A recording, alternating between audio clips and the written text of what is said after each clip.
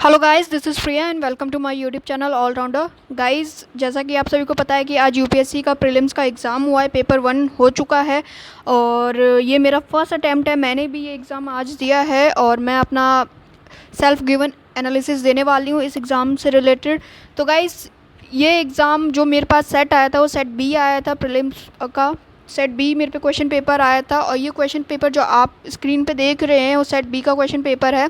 इसके answer keys मैं आपको इवनिंग में अपलोड करके बता दूंगी कि इसका आंसर क्या है। मैं जस्ट एक आप लोगों को गो थ्रू मिल जाए कि कैसा एक क्वेश्चन आए थे, किस टाइप के क्वेश्चन आए थे, इसलिए मैं आपके साथ ये शेयर कर रही हूँ एग्ज़ाम पेपर। तो गाइज़, ओवरऑल एग्ज़ाम की बात करें तो जैसे यूपीएससी है तो आप लोगों को पता होगा कि भाई यूपीएससी कभी भी डायरेक्ट क्वेश्चंस नहीं पूछता है, बट आज के जो मेरे पास सेट आया था उसमें कुछ क्वेश्चंस ऐसे थे जो डायरेक्ट थे, कुछ क्वेश्चन ऐसे थे जो करंट अफेयर्स से बेसिस थे, बट एज अ स्टेटमेंट उन्होंने पूछ रखे थे। तो ओवरऑल जो सबसे ज़्यादा मेरे को लगा कि जो क्वेश्चंस आए वो साइंस एंड टेक्नोलॉजी से रिलेटेड क्वेश्चंस बहुत ज़्यादा आए थे इस एग्ज़ाम में। साइंस एंड टेक्नोलॉजी के कम से कम 15 से 16 क्वेश्चन आए थे। ऐसे ही फिर इकोनॉमिक्स और एग्रीकल्चर सेक्टर की बात करूँ तो उससे भी रिलेटेड काफ़ी सारे क्वेश्चंस आए थे, वो भी 12 से 13 क्वेश्चंस थे।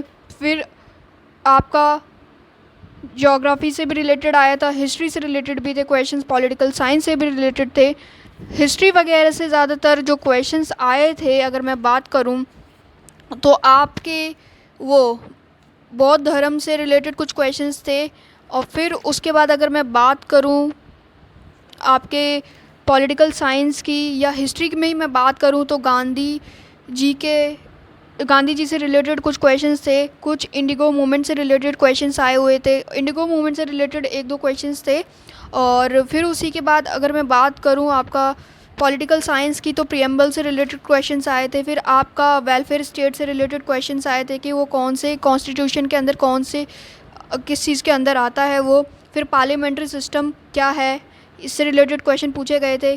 फिर पूछे गए थे कॉन्स्टिट्यूशन ऑफ इंडिया क्या है, उसको मतलब दो स्टेटमेंट दी थी, उसमें बताना था कि दोनों स्टेटमेंट सही है या गलत है, या एक सही है या एक गलत है। तो क्वेश्चंस बहुत ही अच्छे टाइप के आए थे। ये पेपर अगर मैं बोलूँ तो मॉडरेट से थोड़ा सा ऊपर लेवल का था। ज़्यादातर मुझे इसमें साइंस और इकोनॉमिक्स और एग्रीकल्चर से रिलेटेड क्वेश्चन भर भर के मिले हैं एज़ कम्पेयर टू हिस्ट्री और आपका पॉलिटिकल साइंस। ठीक है, तो अगर आप लोग कॉन्स्टिट्यूशन के बारे में जानकारी रखते हैं तो कॉन्स्टिट्यूशन से रिलेटेड, प्रियम्बल से रिलेटेड, ठीक है, कॉन्स्टिट्यूशन के जो पार्ट्स हैं, कौन से पार्ट में कौन सी चीज़ें बोली गई हैं, उससे रिलेटेड क्वेश्चंस बन रहे थे। और प्रेसिडेंट से रिलेटेड कुछ क्वेश्चंस थे। वहीं मैं बात करूं फिर आपका कि जो एमपीज़ होते हैं उनको जो फंड अलोकेट किया जाता है उससे रिलेटेड क्वेश्चंस थे। फिर आपका फंडामेंटल राइट से रिलेटेड क्वेश्चन थे, जुडिशरी से रिलेटेड क्वेश्चंस थे। तो क्वेश्चन बहुत ही अच्छे खासे लेवल के थे, क्वेश्चंस में कोई कमी नहीं थी। और मैं क्वेश्चंस के आंसर में बोल रही हूँ, मैं इवनिंग में आपको शेयर कर दूँगी, तो आप जब तक स्क्रीन पे क्वेश्चन पेपर देखिए। और ये जो एग्ज़ाम मैं बोलूँगी वो, तो ये ओवरऑल मॉडरेट लेवल से थोड़ा सा ऊपर था, डिफ़िकल्ट ज़्यादा नहीं था, बट येस हाँ कह सकते हैं मेरे लिए तो डिफ़िकल्ट कैटेगरी में था, क्योंकि मैंने ज़्यादा इसकी प्रिपरेशन नहीं कर रखी थी। मैंने जस्ट कुछ ही महीने पहले प्रिपरेशन करी थी।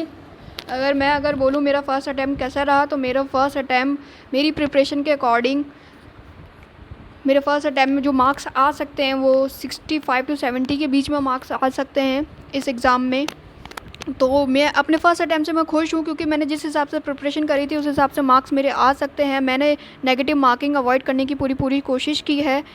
तो यही था मेरा एनालिसिस। आई होप आप लोगों को पसंद आया होगा।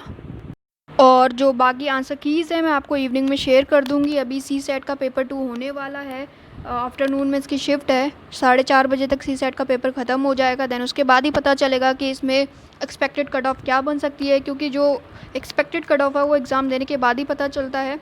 तो इसमें एक्सपेक्टेड कट ऑफ की अगर मैं बात भी करूँ तो मेरे हिसाब से 2019 के मुकाबले वाली ही जाएगी। 98, 99, 100 के बीच में ही रहनी है कट ऑफ इससे नीचे नहीं जाएगी। जिन्होंने तैयारी कर रखी होगी उसके लिए बहुत ही अच्छा एग्ज़ाम रहा होगा, और जिन्होंने नहीं कर रखी थी जैसे कि मैं, तो मेरे लिए मॉडरेट लेवल का एग्ज़ाम रहा है। मैंने आपको बता दी 65 to 70 के बीच में मेरे मार्क्स हो सकते हैं। मैंने नेगेटिव मार्किंग पूरी तरह अवॉइड करने की कोशिश की है, क्योंकि इस एग्ज़ाम में नेगेटिव मार्किंग आप अफोर्ड नहीं कर सकते हैं।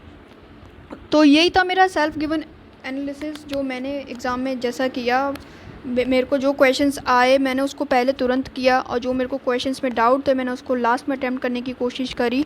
तो जितने मुझे लगता है उस हिसाब से मैंने आपको शेयर कर दिए कि कितने आ सकते हैं। तो यही मेरा एक सेल्फ गिवन एनालिसिस था, और मैंने आपके साथ क्वेश्चन पेपर्स शेयर कर दिए हैं। अगर कुछ और आपको पूछना है, कुछ और चीज़ें आपको पूछना है, CSAT का भी मैं अपलोड कर दूँगी क्वेश्चन पेपर, आप इसी यूट्यूब चैनल पे मेरे ऑलराउंडर के आप देख सकते हैं। और प्लीज़ अगर आप लोग चैनल से नए जुड़े हैं तो प्लीज़ चैनल को ज़रूर सब्सक्राइब कीजिएगा, ताकि जो भी मैं CSAT का पेपर अपलोड करूँगी आप तक उसका नोटिफिकेशन जा सके। और मैं इसका लाइव सेशन भी लेके आऊँगी इवनिंग में, आंसर कीज़ हमें डिस्कस करनी है इन क्वेश्चंस की। तो आई होप आपको ये वीडियो पसंद आई होगी। तो चलिए मिलेंगे नेक्स्ट सेशन में, क्योंकि अभी तो मेरा CSAT का भी एग्ज़ाम बाकी है। तो चलिए गाइस, बाय।